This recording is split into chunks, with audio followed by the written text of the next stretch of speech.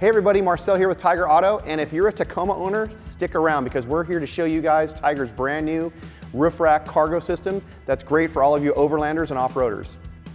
The rack itself is made of carbon steel and aluminum and features accent color plates that can be color matched to your vehicle. There's no drilling required on this installation, so with that being the case, let's get right into it and show you guys how we put this thing together.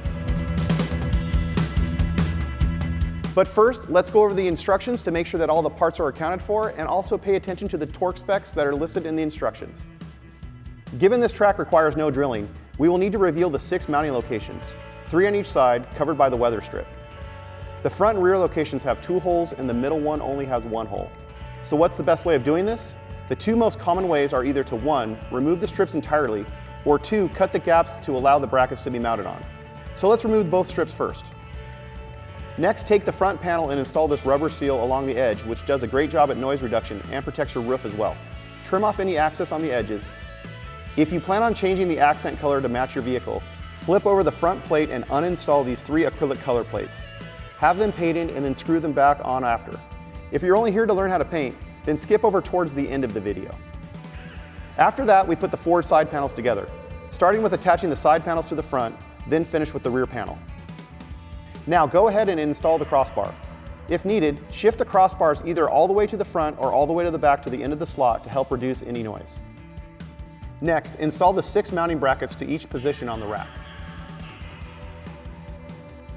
If needed, add these accessory brackets for extra real estate to mount your light pods or other items. Then install these handle brackets for easy carry. After that, we prep the mounting location by installing these seals and spacers to the factory holes. With assistance, take the rack assembly and place it on the roof aligned with each mounting location. Install the hardware, but don't tighten them until after we make the final adjustments to prevent vibrations and noises.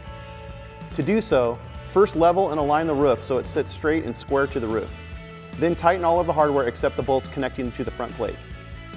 Now, while keeping pressure on the front plate, firmly push the front plate down and in against the roof and the side panel so the rubber seal is compressed against the roof.